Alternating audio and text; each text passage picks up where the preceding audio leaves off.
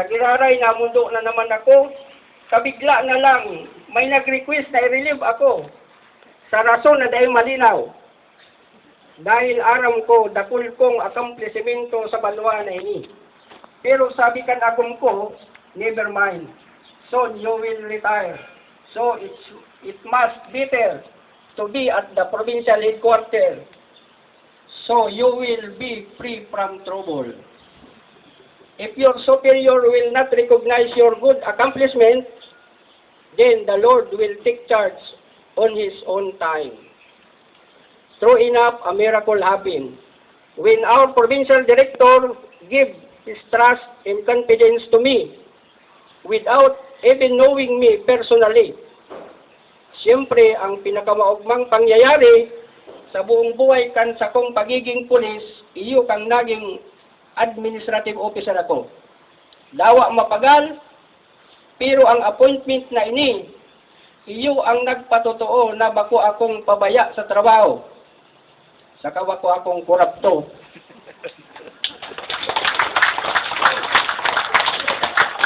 Magto na naging pulis ako, siniguro ko na marahay ang sakong gibo, asin marahay ako sa sakuyang mga kaibanan. Kan naging COP ako, dai ko pinabayaan ang mga tauhan ko, lalo na para sa saindang moral na pangangay ko. Pero dahil talaga makukontinto ang ibang tao, maski anong karahayan gibuon mo, lalo na pag inggitero sa kamauri. Kang naging administrative officer ako digdi sa PPO, gabos naging barkada ko, maski si mga tao na dati indiferentes ako, pero minsan dahil ko naisip magbalos, na naging barhay sako, sa sakong pamilya, ang mahal na Diyos.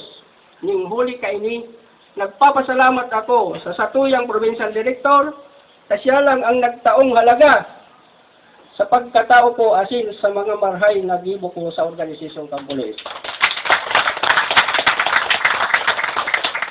Salamat pong marhay, Police Senior Superintendent Ramiro M. Bausa, sir.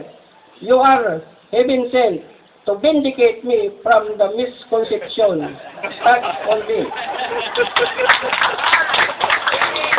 What I have now is a product of hard work plus the support I get from my wife and my family mentally and emotionally. I started from scratch because I'm very poor family.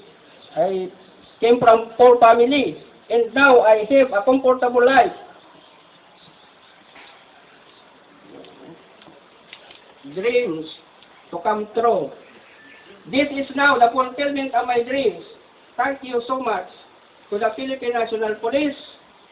You brought colors to my world, where once my world was in darkness. Sa mga kapwa ko pulis, to the new breed of officers in PNCO, ang guidance ko lang po sa inyo, magibula, do what is legal and do what is right.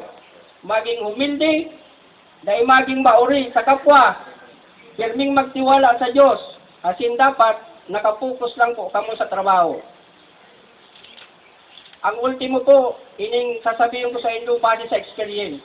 Para dahil po kamo magkakaso. 5 case po ini, 5 case. Ang primero po, iwasan nindo ang kabababae. Yan na disgrasya ang pulis. Ang pandua po, kasusugal. Ang pantulo, minsan nagaganda ng pulis dahil sa kapasluan. Inaatake. High blood. Oo. Ang pang-apat po, ang kaiinom. Ang pinaka-importante po, ini panlima. Kaya nagdisgrasya ang pulis dahil sa katangahan. Iwasan po yan ito. Tapos, ang sabi po baga ni Governor Villaperte, to stay young, dapat proper exercise, proper diet, pero po ang pinaka-importante ang pantulo, kiss all the flowers along your way. Yan lang po, salamat. Yaray.